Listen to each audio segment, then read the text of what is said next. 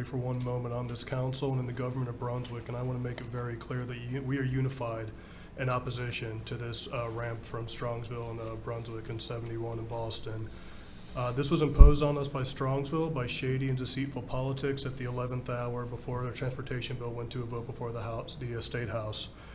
The Strongsville leaders are currently flaunting their success on their social media and their websites with their own designs that they've made for our exits and what they're going to look like and which houses they're going to take out. How it's going, they don't care how it's going to affect Brunswick. They don't care how it's going to affect Strongsville. They've made that very clear.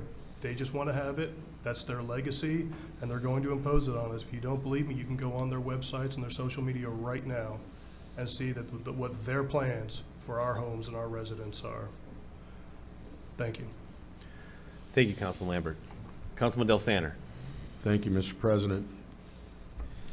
You know, when I have to be fair to the people up north and like Woody Hayes would say, those people up north, you try to find the honesty in their position, but there really was only one truth that was actually brought out.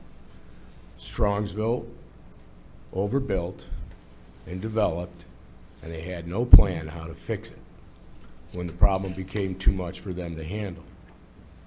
Now that's the problem that they created, and what they did was they went further south to try and dump the problem on northern Medina County, on the city of Brunswick.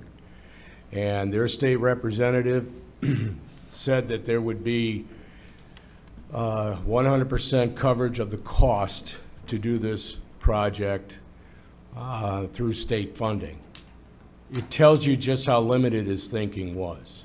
As was just presented, our costs are going to happen post-construction, as well as the damage it will do during construction to the quality of life for everybody along that corridor. But the post-construction, as one resident just said, it brings crime. Well, it will. There's just nothing you can do about that.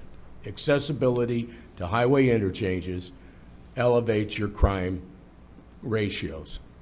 And that's something which will cost this city money. There's no plan from the people up north to address that. They're ignoring a solution within their own borders that solves their problem, but they want to try and dump some of the spillage off on us. We can't accept that. It is unacceptable.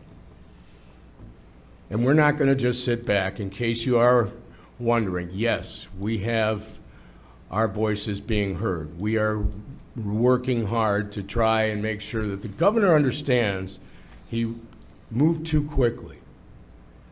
And as Tom Patton also said, which was another untruth, that no commercial traffic would be introduced or allowed at this particular interchange. If that were the truth, why wasn't it in the legislation that he snuck into the transportation bill? Because he can't guarantee it. In fact, there's no way to guarantee it. Growth is growth, but we're losing our voice in the process, and that's the most troubling thing for myself as a resident along that border, and Councilman Lambert as well, and all of you who live not only along the border, but anyone in this city who have to sacrifice project intentions because we have to devote money to widening and our safety force funding. A street doesn't get repaid like you'd like to. Fire department and equipment isn't replaced as often. Other things can't happen. It's the collateral effect of a damaging project being imposed on a smaller neighbor, and we're not going to accept it. Thank you. Thank you.